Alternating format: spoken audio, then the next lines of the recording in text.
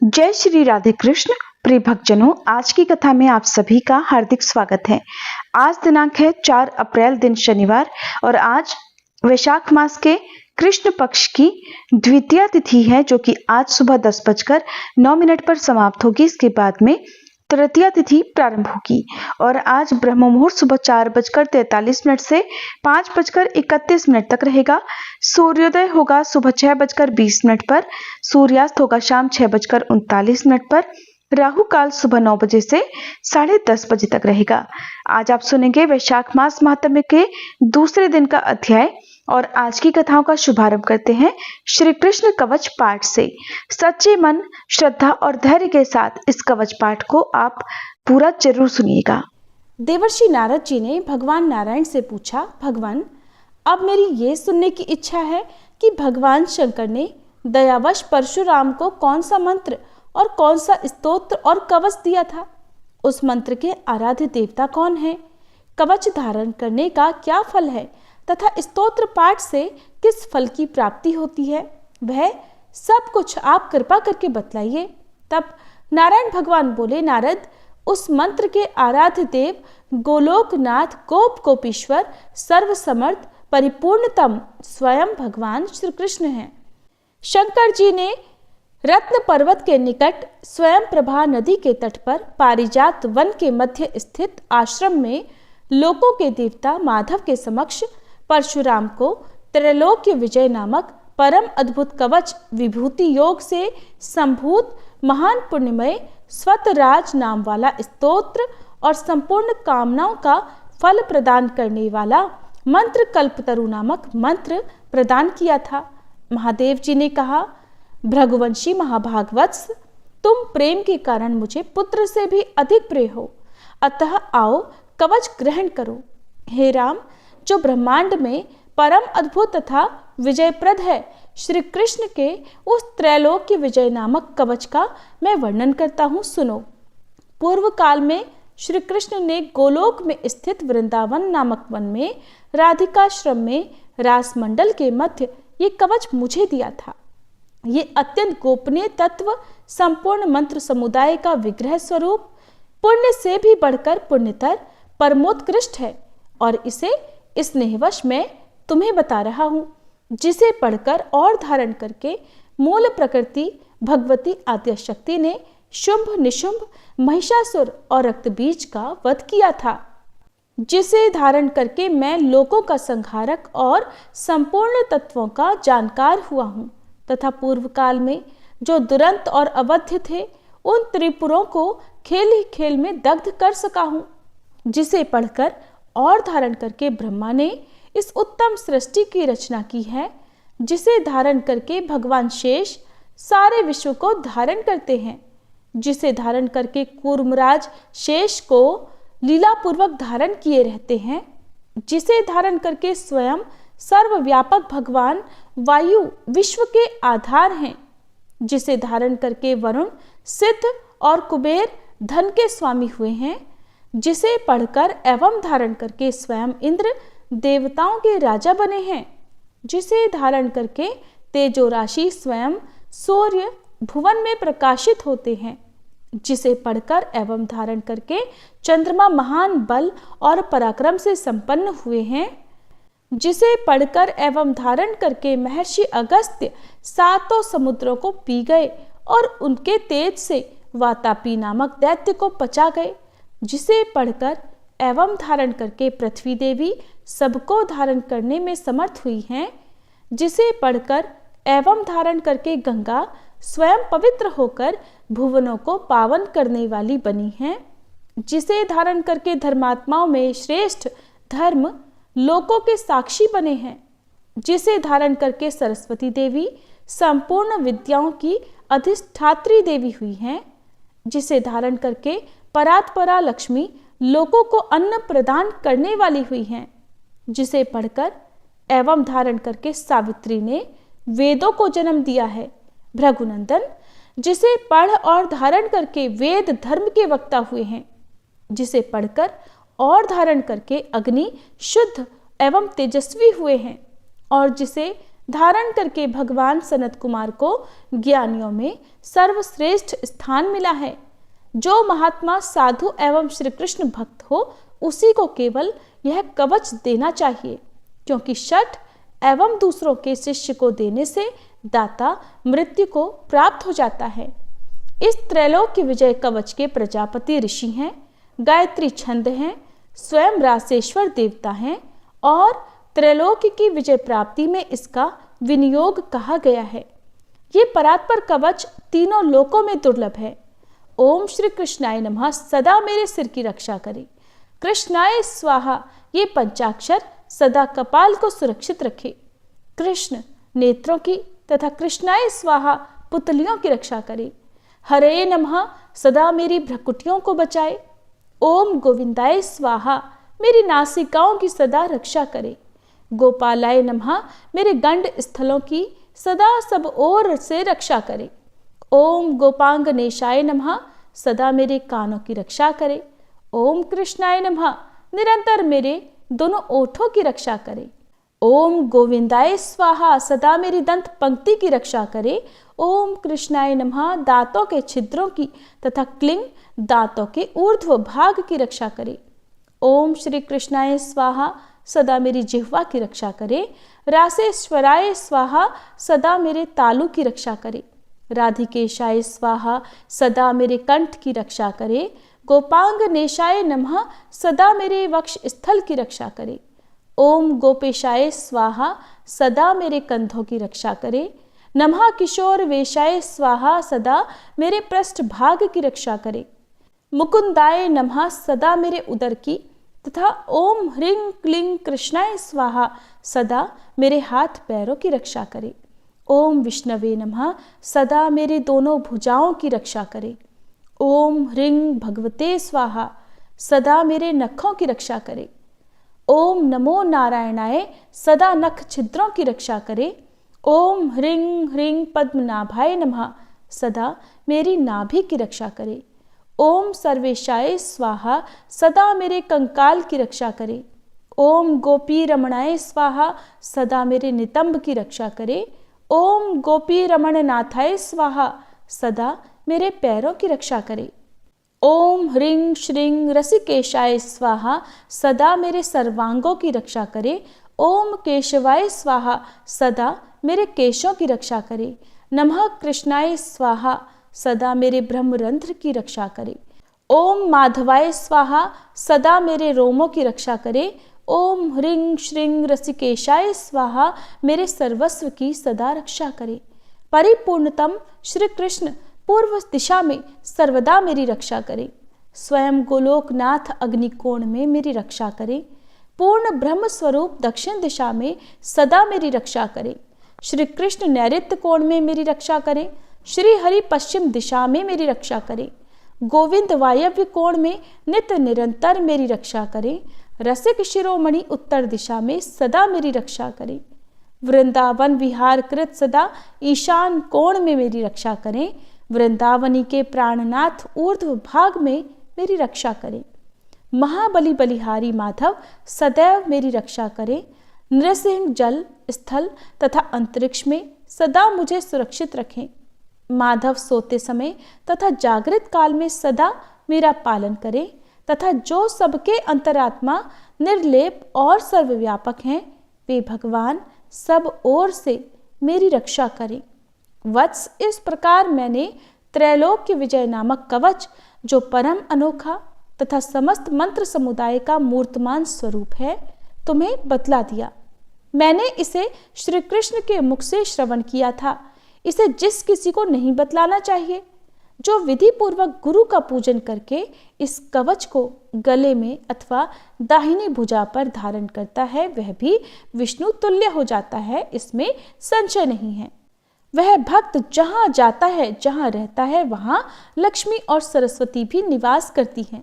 यदि उसे कवच सिद्ध हो जाता है तो वह जीवन मुक्त हो जाता है और उसे करोड़ों वर्षों की पूजा का फल प्राप्त हो जाता है। हजारों राजसूय, सैकड़ों वाजपेय, 10,000 अश्वमेध, संपूर्ण महादान तथा पृथ्वी की प्रदक्षिणा, ये सभी इस त्रैलोक्य विजय की 16वीं कला की भी समानता नहीं कर सकते।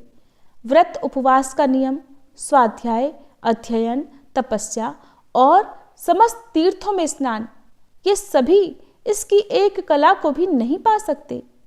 यदि मनुष्य इस कवच को सिद्ध कर ले तो निश्चय ही उसे सिद्धि, अमरता और श्री हरि की दास्ता आदि सब कुछ मिल जाता है।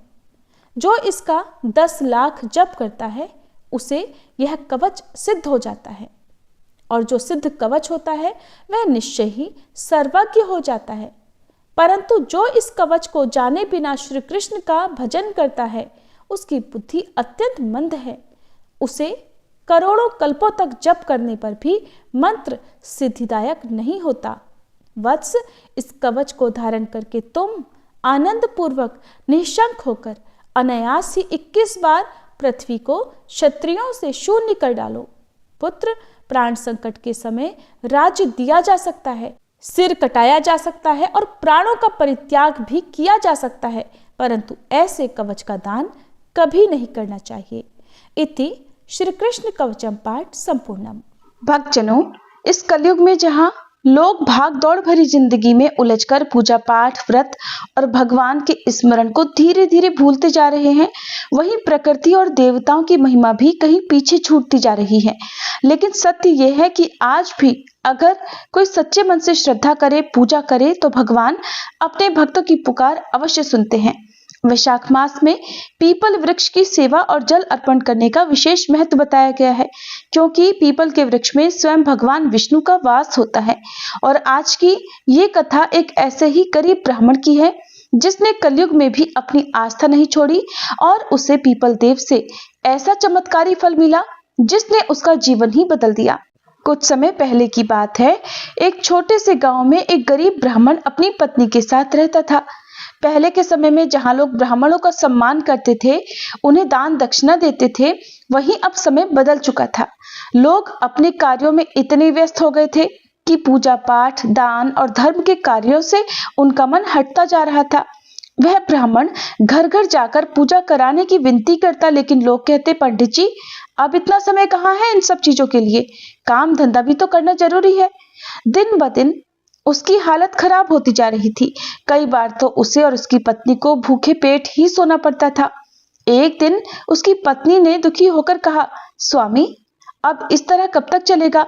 लोग अब धर्म कर्म को भूल चुके हैं, हम क्या करें?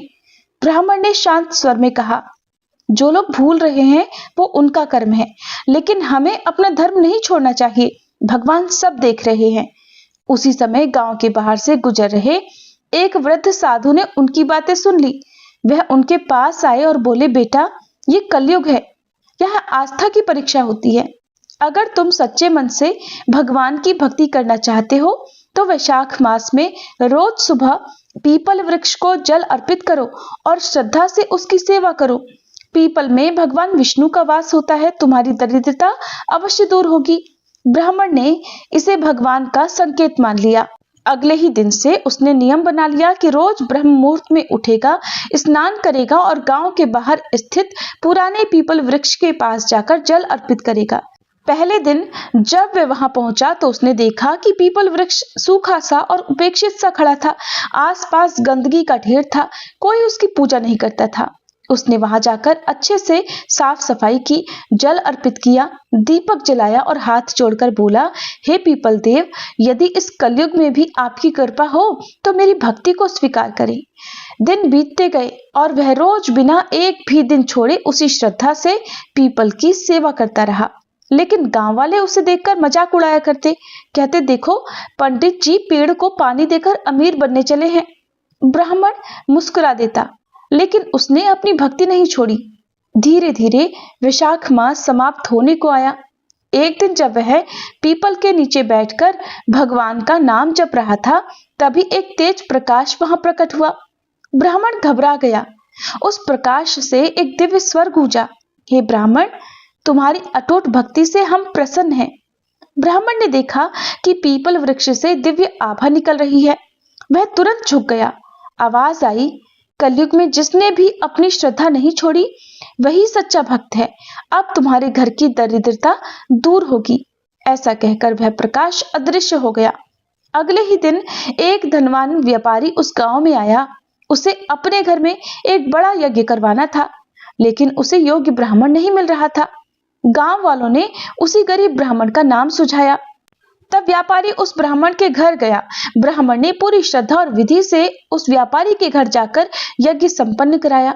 व्यापारी इतना प्रसन्न हुआ कि उसने ब्राह्मण को भरपूर धन, अन्न और वस्त्र दान में दिए।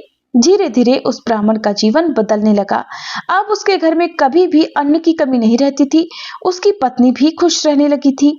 वहीं गांव वालों के घर में आए दिन अक्सर कोई ना कोई बीमार रहता, कोई ना कोई दुर्घटना, बीमारी, परेशानी लगी रहती थी। वहीं उस ब्राह्मण का परिवार स्वस्थ था और वे सदा शांति से सुखपूर्वक रहते थे। ये देखकर गांव के जो लोग पहले उसका मजाक उड़ाते थे, अब उससे पूछने लगे कि पंडित जी, ये सब कैसे हुआ?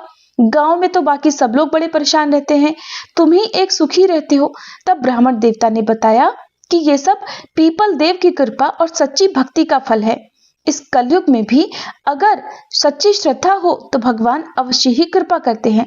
उस दिन के बाद से तो गांव के बाकी लोग भी धीरे धीरे पीपल वृक्ष की पूजा करने लगे, जल चढ़ाने लगे और धर्म के मार्ग पर लौटने लगे। इस प्रकार कलयुग में भले ही लोग पूजा पाठ को भूल रहे हों, लेकिन जो व्यक्ति सच्चे मन से समय निकालकर भगवान का स्मरण करता है, उसकी भक्ति कभी व्यर्थ नहीं जाती। पीपल की सेवा भगवान विष्णु की सेवा है। श्रद्धा और विश्वास से किया गया छोटा सा कार्य भी जीवन बदल सकता है। हे पीपल देव, जैसे आपने उस ब्राह्मण की दरिद्रता दूर की, वैसे ही सभी भक्तों के जीवन में सुख, शांति और समृद्धि प्रदान करें। सभी प्रेम से बोलिए पीपल देव की जय। अब सुनिए वैशाख मास महात्म्य में आज का अध्याय। और कथा के अंत में आज भी आप भागवत जी की कथा सुनेंगे। भगवान के प्रति भक्ति की कहानियां तो आप सभी ने बहुत सुनी होंगी और आप सभी ये भी जानते होंगे कि दो तरह के लोग होते हैं। एक वो जो भगवान में अटूट श्रद्धा, अटूट विश्वास रखते हैं और भगवान को मानते हैं। दूसरे वे लोग जो भगवान में न तो आस्था रखते हैं और न ही ये स्वीकार करने को तैयार होते हैं कि भगवान हैं। यानी कि दो तरह के लोग होते हैं, आस्तिक जो भगवान को मानते हैं और नास्तिक जो भगवान को बिल्कुल भी नहीं मानते। अब भगवान के प्रति जिसके मन में भक्ति होती है, भगवान तो अपने ऐसे भक्तों की हमेशा सुनते हैं। हाँ, ये बात जरूर है कि कभी कभी भगवान कुछ देर से सुनते हैं, लेकिन सुनते जरूर हैं। और देर से सुनने के पीछे भी कारण यही होता है कि सभी को अपने अपने जो भी कर्म है, चाहे वो इस जन्म के हो या पूर्व जन्म के हो, जरूर भुगतने होते हैं। अगर पूर्व जन्म में हमने बहुत पाप किए हों और इस जन्म में हम केवल भगवान में ही रमे हुए हों, भगवान की ही भक्ति कर रहे हों, इस जन्म में हमने कोई पाप ही नहीं किए हों, तब भी हमें इस जन्म में अपने पूर्व जन्म के पापों का फल भोगना पड़ेगा। और भगवान भी जब तक हमारे पाप पुण्यों का हिसाब किताब बराबर नहीं हो जाता, तब तक अपनी कृपा करते ही नहीं हैं। ऐसे ही एक कहानी है एक बूढ़े बाबा की। एक बूढ़े बाबा जो अपने पूरे जीवन भर सिर्फ राम नाम जपते रहे, भगवान की भक्ति करते रहे और अब वे बूढ़े हो चुके थे।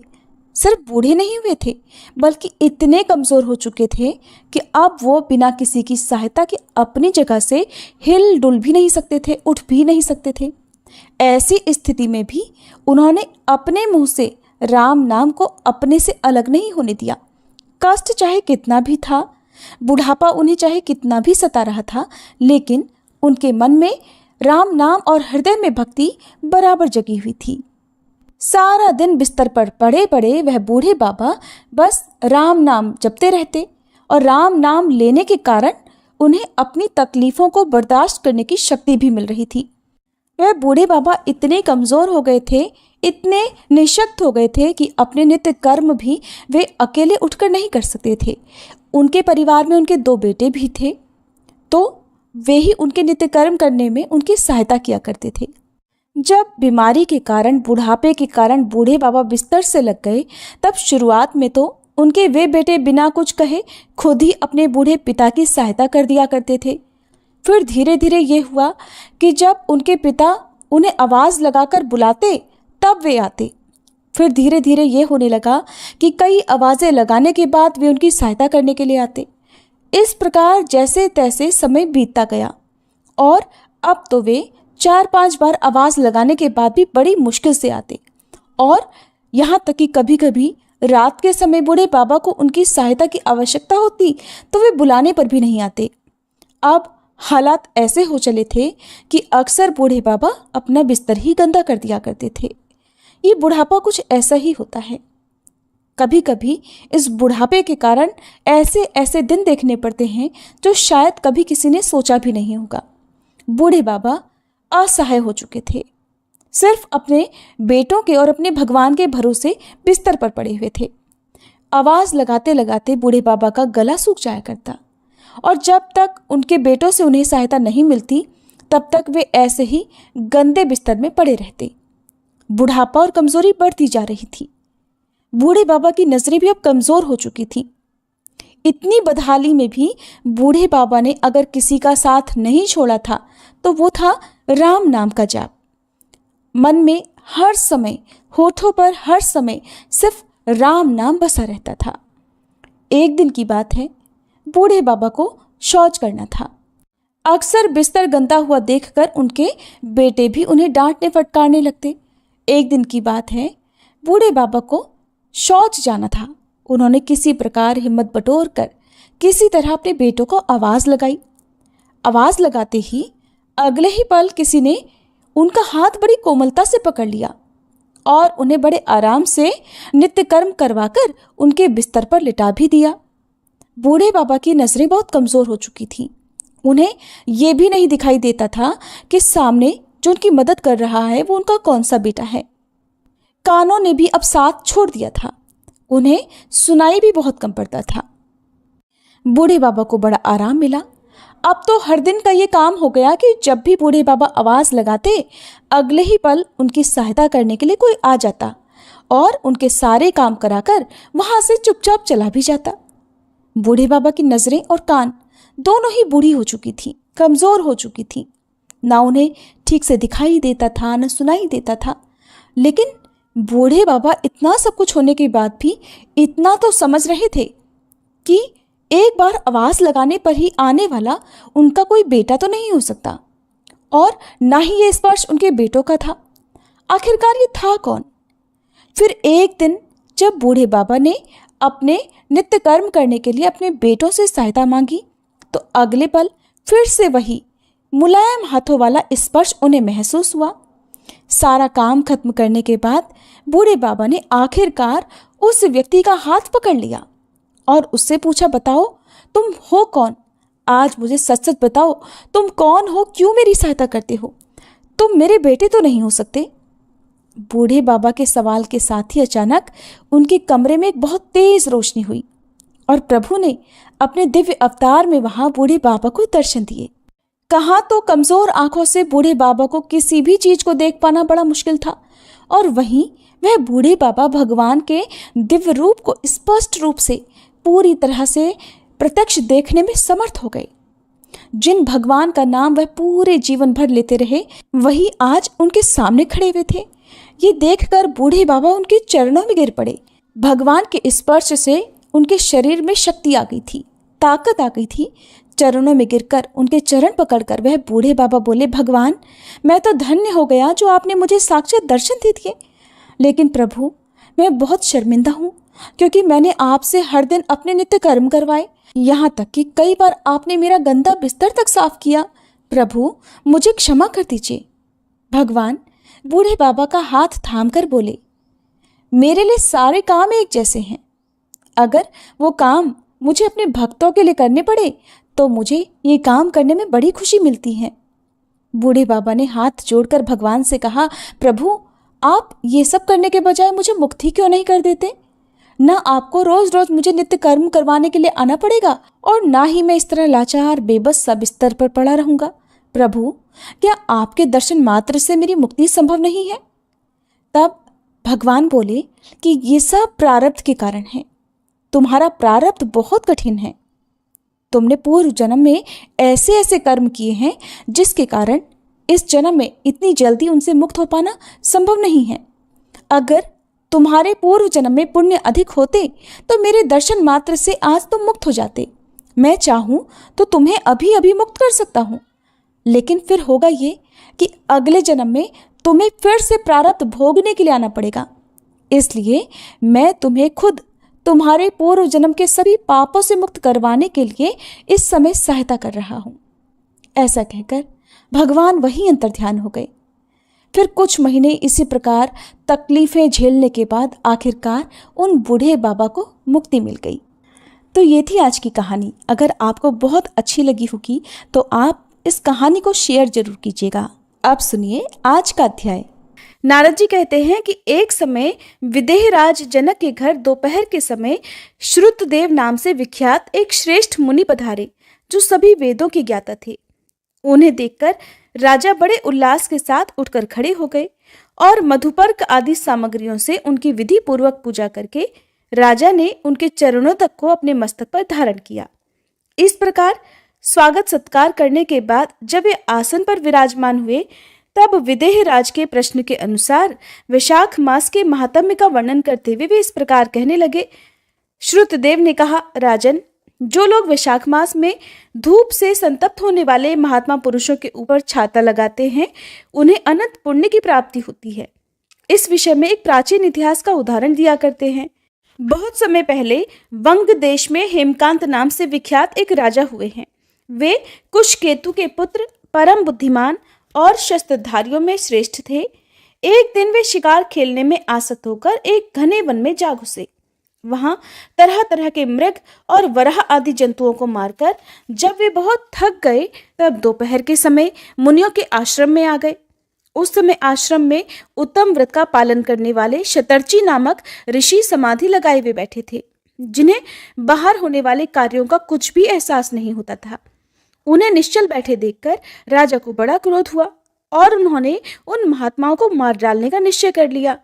उन्होंने सोचा कि मैं महाराज होकर इनके आश्रम में पधारा हूं और इनमें से किसी ने भी मेरा आदर सत्कार नहीं किया। इस प्रकार राजा ने अपने आप को बहुत अपमानित समझा। तब उन ऋषियों के 10,000 शिष्यों ने राजा को ऐसा करने से मना करते हुए कहा, ओ खोटी बुद्धि वाले राजन, हमारे गुरु लोग इस समय समाधि में लीन हैं। बाहर कहाँ क्या हो रहा है इस बारे में ये कुछ नहीं जानते, इसलिए इन पर तुम्हें क्रोध नहीं करना चाहिए। तब राजा ने क्रोध से विवल होकर शिष्यों से ही कहा, अरे द्विज कुमारों, मैं रास्ते में थका मांदा यहाँ आया हूँ, इसलिए तुम ही लोग मेरा आतिथ्य करो। राजा के ऐसा कहने पर वे शिष्य कहने लगे, महाराज, हम लोग तो भिक्षा मांगकर खाने वाले हैं। गुरुजनों ने हमें किसी के आतिथ्य के लिए आज्ञा ही नहीं दी है। हम तो सर्वथा अपने गुरु के अधीन हैं। गुरु की आज्ञा के बिना हम कोई कार्य नहीं कर सकते, इसलिए तुम्हारा आतिथ्य हम कैसे कर सकते हैं। शिष्यों का ये कोरा उत्तर पाकर राजा ने उन्हें मारने के लिए धनुष उठा लिया और कहने लगा कि मैंने हिंसक जीवों और लुटेरों के भय आदि से जिनकी अनेकों बार रक्षा की है, जो मेरे दिए हुए दानों पर ही पलते हैं, वे ही आज मुझे सिखलाने चले हैं। ये मुझे नहीं जानते, ये तो सभी कृतज्ञ और बड़े अभिमानी हैं। इन आतताइयों को मार डालने पर भी मुझे कोई दोष नहीं लगेगा। ऐसा कहकर क्रोधित होकर धनुष से वे बाण छोड़ने लगे। बेचारे शिष्य आश्रम छोड़कर भय से भाग गए। भागने पर भी हेमकांत ने उनका पीछा किया और 300 शिष्यों को मार गिराया।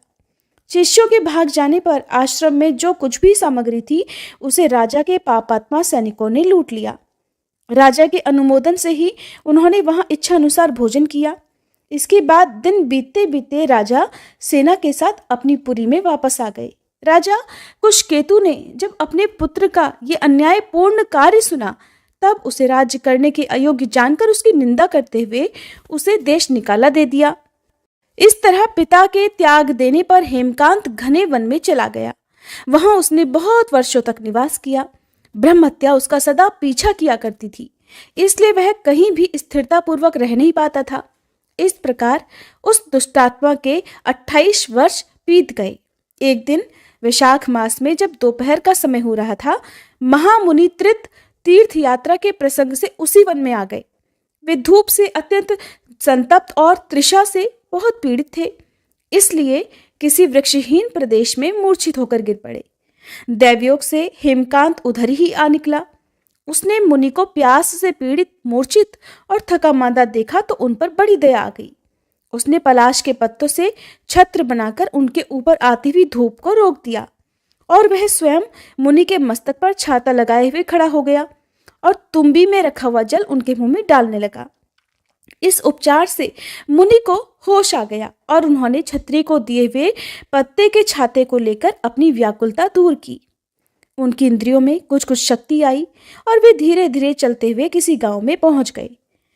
उस पुण्य के प्रभाव से हेमकांत की 300 ब्रह्महत्याएं नष्ट हो गई जो उसने उस आश्रम में शिष्यों को मारकर अर्जित की थी। उसी समय यमराज के दूत हेमकांत को लेने के लिए वन में आए। उन्होंने उसके प्राण लेने के लिए उसमें संग्रहणी रोग पैदा कर दिया। उस समय प्राण छूटने की पीड़ा से छटपटाते हुए हेमकांत ने 3 अत्यंत भयंकर यमदूतों को देखा जिनके बाल ऊपर की ओर उठे हुए थे। उस समय अपने कर्मों को याद करके वह मौन हो गया। छत्रदान के प्रभाव से उसको भगवान विष्णु का स्मरण हो आया। उसके स्मरण करने पर भगवान महाविष्णु ने विश्वक्सेन से कहा कि तुम शीघ्र जाओ, यमदूतों को रोको और हेमकांत की रक्षा करो। अब वह निष्पाप होकर मेरा परम भक्त हो गया है। उसे नगर में ले जाकर उसके पिता को सौंप दो।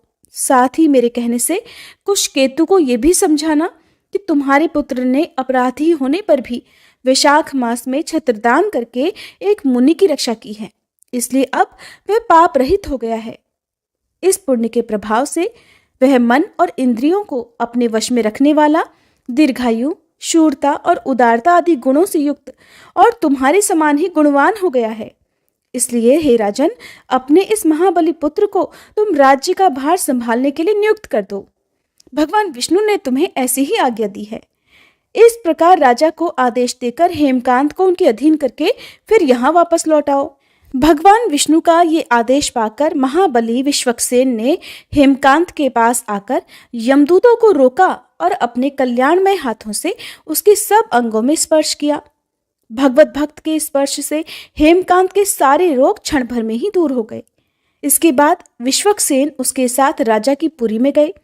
उन्हें देखकर महाराज कुशकेतु ने आश्चर्ययुक्त होकर भक्तिपूर्वक मस्तक झुकाकर पृथ्वी पर साष्टांग प्रणाम किया और भगवान के पार्षद का अपने घर में प्रवेश कराया। वहां तरह तरह के स्तोत्रों से इनकी स्तुति और वैभवों से उनका पूजन किया। इसके बाद महाबली विश्वक्सेन ने अत्यंत प्रसन्न होकर राजा को हेमकांत के विषय में भगवान विष्णु ने जो भी संदेश दिया था वह सब यथानुसार कह सुनाया। उसे सुनकर कुशकेतु ने पुत्र को राज्य पर बिठा दिया और खुद विश्वक्सेन की आज्ञा लेकर पत्नी सहित वन को प्रस्थान कर दिया। इसके बाद महामना विश्वक्सेन हेमकांत से पूछकर और उसकी प्रशंसा करके श्वेत द्वीप में भगवान विष्णु के समीप चले गए। तभी से राजा हेमकांत वैशाख मास में बताए हुए भगवान की प्रसन्नता को बढ़ाने वाले शुभ धर्मों का प्रतिवर्ष पालन करने लगे। वे ब्राह्मण भक्त, धर्मनिष्ठ, शांत, जितेंद्रिय, सभी प्राणियों के प्रति दयालु और संपूर्ण यज्ञों की दीक्षा में स्थित रहकर सभी प्रकार की संपदाओं से संपन्न हो गए। उन्होंने पुत्र पौत्र आदि के साथ सभी भोगों का उपभोग करके अंत में भगवान विष्णु का लोक प्राप्त कर लिया। वैशाख सुख से साध्य अतिशय पुण्य प्रदान करने वाला है।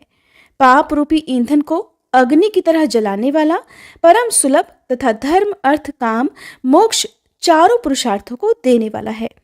आज का महात्म्य यही समाप्त हुआ। सभी प्रेम से बोलिए वैशाख मास की जय, मधुसूदन भगवान की जय। अब सुनिए आज की भागवत जी की कथा।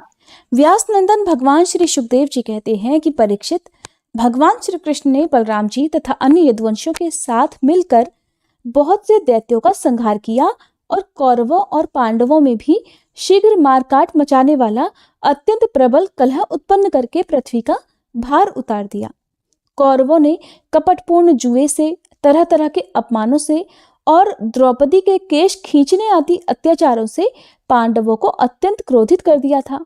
उन्हीं पांडवों को निमित्त बनाकर भगवान श्री कृष्ण ने दोनों पक्षों में एकत्र हुए राजाओं को मरवा डाला और इस प्रकार पृथ्वी का भार हल्का कर दिया। अपने बाहुबल से सुरक्षित यदुवंशियों के द्वारा पृथ्वी के भार राजा और उनकी सेना का विनाश करके प्रमाणों के द्वारा ज्ञान के विषय न होने वाले भगवान श्री कृष्ण ने विचार किया कि लोक दृष्टि से पृथ्वी का भार दूर हो जाने पर भी वस्तुतः मेरी दृष्टि से अभी तक दूर नहीं हुआ, क्योंकि जिस पर कोई विजय प्राप्त नहीं कर सकता वह यदुवंश तो अभी भी पृथ्वी पर विद्यमान है। ये यदुवंश मेरे आश्रित है और हाथी, घोड़े, जनबल, धनबल आदि विशाल वैभव के कारण उच्छृंखल हो रहा है। अन्य किसी देवता आदि से भी इसकी किसी प्रकार पराजय नहीं हो सकती। कोई यदुवंशों को जीत नहीं सकता। बांस के वन में परस्पर संघर्ष से उत्पन्न अग्नि की तरह इस यदुवंश में भी परस्पर कलह खड़ा करके मैं शांति प्राप्त कर सकूंगा और इसके बाद अपने धाम में जाऊंगा। राजन, भगवान सर्वशक्तिमान और सत्य संकल्प हैं। उन्होंने इस प्रकार अपने मन में निश्चय करके ब्राह्मणों के शाप के बहाने अपने ही वंश का संहार कर डाला। सबको समेटकर फिर अपने धाम में ले गए। परीक्षित, भगवान की वह मूर्ति त्रिलोकी के सौंदर्य का तिरस्कार करने वाली थी। उन्होंने अपने सौंदर्य माधुरी से सबके नेत्र अपनी ओर आकर्षित कर लिए थे।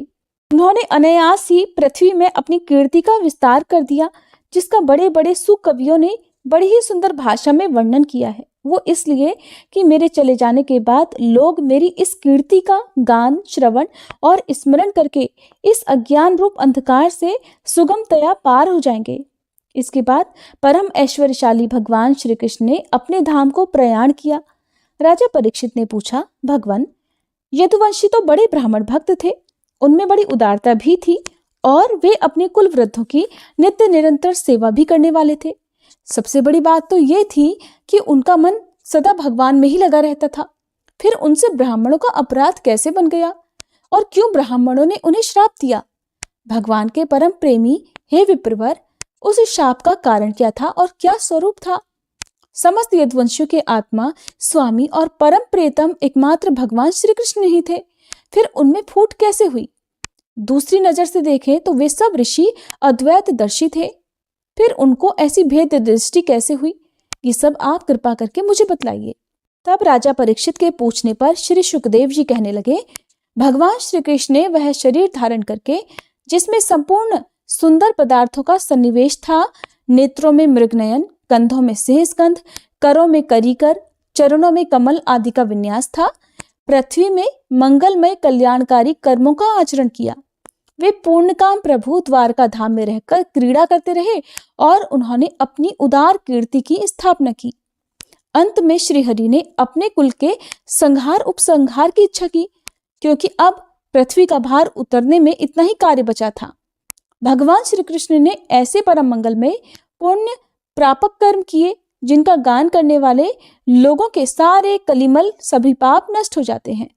अब भगवान श्री कृष्ण महाराज उग्रसेन की राजधानी द्वारकापुरी में वसुदेव जी के घर यादवों का संहार करने के लिए काल रूप से ही निवास कर रहे थे।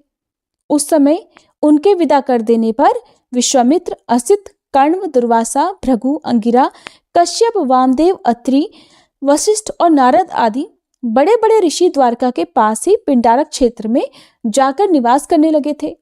एक दिन यदुवंश के कुछ उद्दंड कुमार खेलते खेलते उनके पास जा निकले। उन्होंने बनावटी नम्रता से उनके चरणों में प्रणाम करके प्रश्न किया। वे जामवंती नंदन सांब को स्त्री के वेश में सजाकर ले गए और उन ब्राह्मणों से कहने लगे, ब्राह्मणों, ये गजरारी आंखों वाली सुंदरी गर्भवती है। ये आपसे एक बात पूछना चाहती है, परंतु खुद पूछने में सकुचा रही है। आप लोगों का ज्ञान तो अमोघ अबाध है, आप सब कुछ जानने वाले हैं। इसे पुत्र की बड़ी लालसा है और अब प्रसव का समय निकट आ गया है। आप लोग बताइए कि ये कन्या जनेगी या पुत्र? परीक्षित, जब उन कुमारों ने इस प्रकार उन ऋषि मुनियों को धोखा देना चाहा, तब वे भगवत प्रेरणा से क्रोधित हो उठे। उन्होंने कहा, मूर्खों, ये एक ऐसा मूसल पैदा करेगी जो तुम्हारे कुल का नाश करने वाला होगा। मुनियों की ये बात सुनकर अब तो वे बालक बहुत ही डर गए। उन्होंने तुरंत सांब का पेट खोलकर देखा तो सचमुच उसमें से एक लोहे का मूसल मिला। अब तो वे पछताने लगे और कहने लगे, हम बड़े अभागे हैं, देखो हम लोगों ने क्या अनर्थ कर डाला, अब लोग हमें क्या कहेंगे। इस प्रकार वे बहुत ही घबरा गए और मूसल लेकर अपने निवास स्थान में गए। उस समय उनके चेहरे फीके पड़ गए थे, मुख कुम्हला गए थे। उन्होंने भरी सभा में सब यादवों के सामने ले जाकर वह मूसल रख दिया और राजा उग्रसेन से सारी घटना कह सुनाई। राजन, जब सब लोगों ने ब्राह्मणों के शाप की बात सुनी और अपनी आंखों से उस मूसल को देखा, तब सबके सब द्वारकावासी विस्मित और भयभीत हो गए, क्योंकि वे जानते थे कि ब्राह्मणों का शाप कभी झूठा नहीं होता।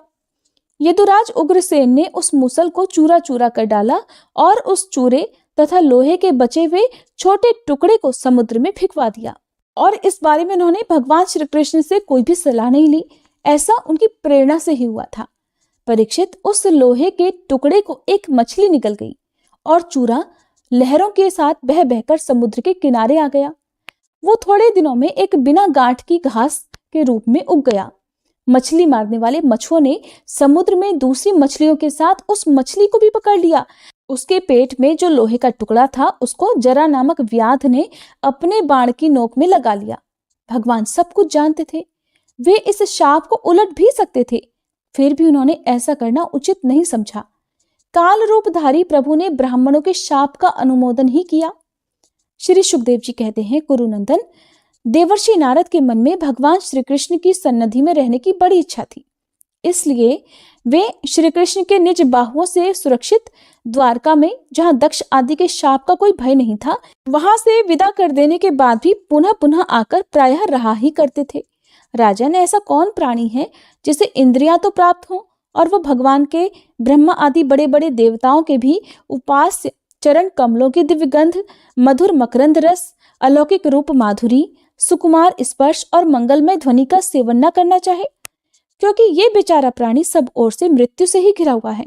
एक दिन की बात है, देवर्षि नारद वसुदेव जी के यहाँ पधारे। वसुदेव जी ने उनका अभिवादन किया और आराम से बैठ जाने पर विधि पूर्वक उनकी पूजा की और उसके बाद प्रणाम करके फिर उनसे ये बात कही कि संसार में माता पिता का आगमन, पुत्रों के लिए और भगवान की ओर अग्रसर होने वाले साधु संतों का पदार्पण प्रपंच में उलझे हुए दीन दुखियों के लिए बहुत ही सुखकर और बड़ा ही मंगलमय होता है। परंतु भगवान, आप तो स्वयं भगवानमय भगवत स्वरूप है। आपका चलना फिरना तो समस्त प्राणियों के कल्याण के लिए ही होता है।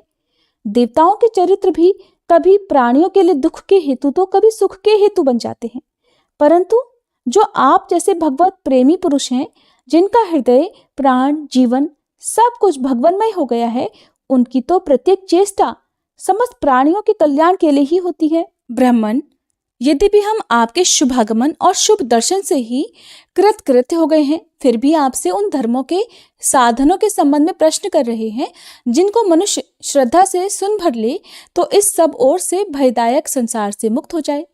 पहले जन्म में मैंने मुक्ति देने वाले भगवान की आराधना तो की थी, परंतु इसलिए नहीं की कि मुझे मुक्ति मिले। तब मेरी आराधना का उद्देश्य था कि वे मुझे पुत्र रूप में प्राप्त हों। उस समय मैं भगवान की लीला से मुग्ध हो रहा था।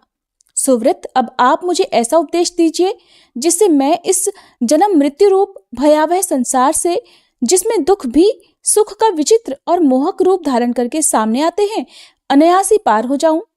श्री सुखदेव जी कहते हैं, राजन, बुद्धिमान वसुदेव जी ने भगवान के स्वरूप और गुण आदि के श्रवण के अभिप्राय से ही यह प्रश्न किया था। देवर्षि नारद उनका प्रश्न सुनकर भगवान के अचिंत्य अनंत कल्याणमय गुणों के स्मरण में तन्मय हो गए और प्रेम और आनंद में भरकर वसुदेव जी से बोले, यदुवंशी शिरोमणि, तुम्हारा यह निश्चय बहुत ही सुंदर है, क्योंकि ये भागवत धर्म के संबंध में है, जो सारे विश्व को जीवन दान देने वाला है, पवित्र करने वाला है। वसुदेव जी, ये भागवत धर्म एक ऐसी वस्तु है जिसे कानों से सुनने, वाणी से उच्चारण करने, चित्त से स्मरण करने, हृदय से स्वीकार करने या कोई इसका पालन करने जा रहा हो तो उसका अनुमोदन करने से ही मनुष्य उसी क्षण पवित्र हो जाता है, चाहे वो भगवान का और सारे संसार का द्रोही ही क्यों ना हो। जिनके गुण, लीला और नाम आदि का श्रवण तथा कीर्तन पतितों को भी पावन करने वाला है, उन्हीं परम कल्याण स्वरूप मेरे आराध्य देव भगवान नारायण का तुमने आज मुझे स्मरण कराया है। वसुदेव जी, तुमने मुझसे जो प्रश्न किया है, इसके संबंध में साधु पुरुष एक प्राचीन इतिहास कहा करते हैं। वो इतिहास है ऋषभ के पुत्र 9 योगीश्वरों और महात्मा विदेह का शुभ संवाद। तुम जानते ही हो कि स्वयंभू मनु के एक प्रसिद्ध पुत्र थे प्रियव्रत। प्रियव्रत के आग्नेत्र, आग्नेत्र के नाभि और नाभि के पुत्र हुए ऋषभ। शास्त्रों ने उन्हें भगवान वासुदेव का अंश कहा है। मोक्ष धर्म का उपदेश करने के लिए उन्होंने अवतार ग्रहण किया था। उनके 100 पुत्र थे और सब के सब वेदों के पारदर्शी विद्वान थे। उनमें सबसे बड़े थे राजर्षि भरत। वे भगवान नारायण के परम प्रेमी भक्त थे। उन्हीं के नाम से ये भूमिखंड जो पहले अजनाभ वर्ष कहलाता था, भारतवर्ष कहलाया। ये भारतवर्ष भी एक अलौकिक स्थान है। राजर्षि भरत ने सारी पृथ्वी का राज्य भोग किया, किंतु अंत में इसे छोड़कर वन में चले गए। वहां उन्होंने तपस्या के द्वारा भगवान की उपासना की और फिर 3 जन्मों में वे भगवान को प्राप्त हुए। श्री सुखदेव जी कहते हैं, परीक्षित, जब देवर्षि नारद वसुदेव जी को उपदेश करके चले गए, तब अपने पुत्र सनकादिकों, देवताओं और प्रजापतियों के साथ, ब्रह्मा जी, भूतगणों के साथ सर्वेश्वर महादेव जी और मरुतगणों के साथ देवराज इंद्र द्वारका नगरी में आ गए।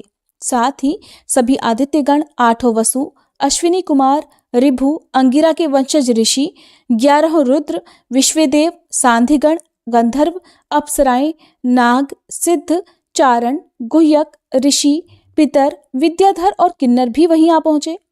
इन लोगों के आगमन का उद्देश्य ये था कि मनुष्य का सा मनोहर वेश धारण करने वाले और अपने श्याम सुंदर विग्रह से सभी लोगों का मन अपनी ओर खींचकर रमा लेने वाले भगवान का दर्शन करें, क्योंकि इस समय उन्होंने अपना श्री विग्रह प्रकट करके उसके द्वारा तीनों लोकों में ऐसी पवित्र कीर्ति का विस्तार किया है जो समस्त लोकों के पाप ताप को सदा के लिए मिटा देती है। द्वारकापुरी सब प्रकार की संपत्ति और ऐश्वर्यों से समृद्ध तथा अलौकिक दीप्ति से दैदीप्यमान हो रही थी। वहां आकर उन लोगों ने अनूठी छवि से युक्त भगवान के दर्शन किए।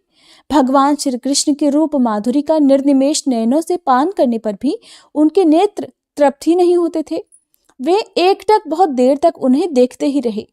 उन लोगों ने स्वर्ग के उद्यान, नंदनवन, चैत्र रथ आदि के दिव्य पुष्पों से जगदीश्वर भगवान श्री कृष्ण को ढक दिया और चित्र विचित्र पदों तथा अर्थों से युक्त वाणी के द्वारा उनकी स्तुति करने लगे।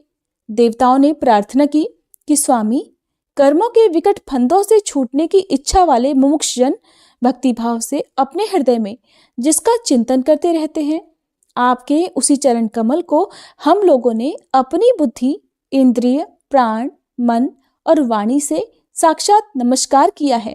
अहो, आश्चर्य है प्रभु, आपके वे ही चरण कमल हमारी समस्त अशुभ वासनाओं, विषय वासनाओं को भस्म करने के लिए अग्नि स्वरूप हो। वे अग्नि के समान हमारे पाप तापों को भस्म कर दें।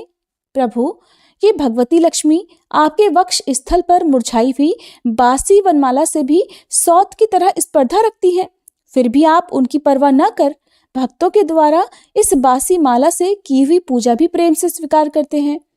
ऐसे भक्त वत्सल प्रभु के चरण कमल सदा हमारी विषय वासनाओं को जलाने वाले अग्नि स्वरूप हों।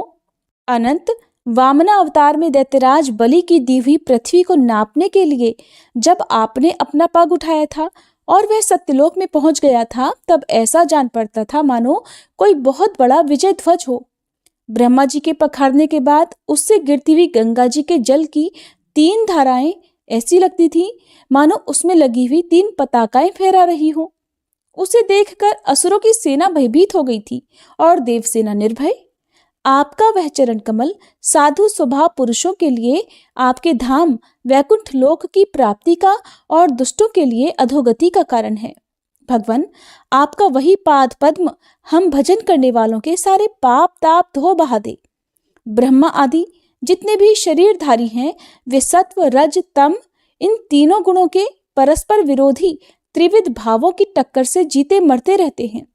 वे सुख दुख के थपेड़ों से बाहर नहीं हैं और ठीक वैसे ही आपके वश में हैं जैसे नथे हुए बैल अपने स्वामी के वश में होते हैं। आप उनके लिए भी काल स्वरूप हैं। उनके जीवन का आदि, मध्य और अंत आपके ही अधीन है।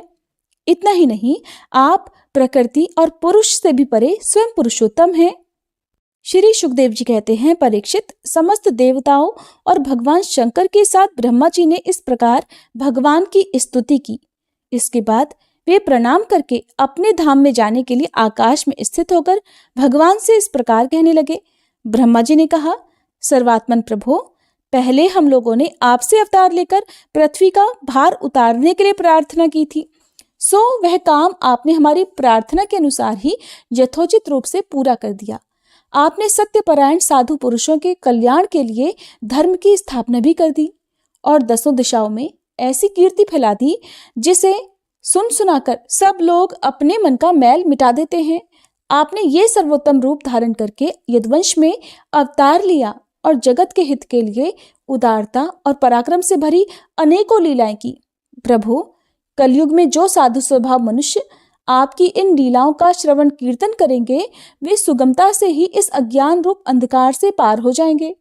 पुरुषोत्तम सर्वशक्तिमान प्रभु, आपको यदुवंश में अवतार ग्रहण किए 125 वर्ष बीत गए हैं। सर्वाधार, अब हम लोगों का ऐसा कोई काम बाकी नहीं है जिसे पूर्ण करने के लिए आपके यहाँ रहने की आवश्यकता हो। ब्राह्मणों के शाप के कारण आपका ये कुल भी एक प्रकार से नष्ट हो ही चुका है। इसलिए वैकुंठनाथ, यदि आप उचित समझें तो अपने परम धाम में पधारिए और अपने सेवक हम लोग पालों का तथा हमारे लोगों का पालन पोषण कीजिए। तब भगवान श्री कृष्ण कहने लगे, ब्रह्मा जी, आप जैसा कहते हैं मैं पहले से ही वैसा निश्चय कर चुका हूँ। मैंने आप लोगों का सब काम पूरा करके पृथ्वी का भार उतार दिया, परंतु अभी एक काम बाकी है। वह ये कि यदुवंशी बल, विक्रम, शूरता, वीरता और धन संपत्ति से उन्मत्त हो रहे हैं। ये सारी पृथ्वी को ग्रस लेने पर तुले हुए हैं। इन्हें मैंने ठीक वैसे ही रोक रखा है जैसे समुद्र को उसके तट की भूमि रोकती है। अगर मैं घमंडी उच्छृंखल यदुवंशियों का ये विशाल वंश नष्ट किए बिना ही चला जाऊंगा तो ये सब मर्यादा का उल्लंघन करके सारे लोगों का संहार कर डालेंगे। निष्पाप ब्रह्मा जी, अब ब्राह्मणों के शाप से इस वंश का नाश प्रारंभ हो चुका है। इसका अंत हो जाने पर मैं आपके धाम में होकर जाऊंगा। श्री सुखदेव जी कहते हैं, परीक्षित, जब अखिल लोकाधिपति भगवान श्री कृष्ण ने इस प्रकार कहा तब ब्रह्मा जी ने उन्हें प्रणाम किया और देवताओं के साथ वे अपने धाम को चले गए। उनके जाते ही द्वारकापुरी में बड़े बड़े अपशकुन, बड़े बड़े उत्पात उठ खड़े हुए। उन्हें देखकर यदुवंश के बड़े बूढ़े भगवान श्री कृष्ण के पास आ गए। तब भगवान श्री कृष्ण ने उनसे ये बात कही। भगवान ने उन सभी बूढ़े गोप ग्वालों से जो कुछ भी कहा उसका वृतांत आप सभी अगले अध्याय में जरूर सुनिएगा।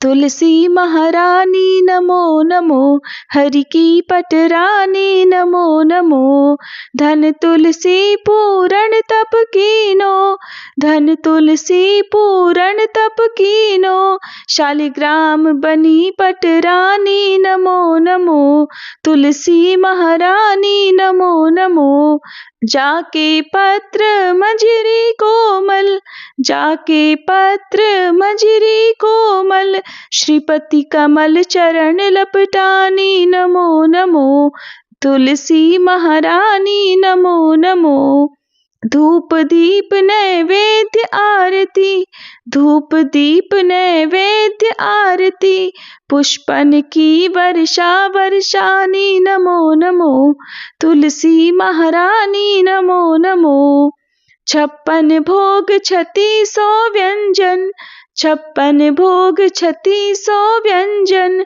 बिन तुलसी हरि एक न मानी नमो नमो, बिन तुलसी हरि एक न मानी नमो नमो, तुलसी महारानी नमो नमो। सभी सखी मैया तेरो यश गावे, सभी सखी मैया तेरो यश गावे, भक्ति दान दीजे महारानी नमो नमो, तुलसी महारानी नमो नमो, हरि की पटरानी नमो नमो, तुलसी महारानी नमो नमो। तुलसी मैया की जय।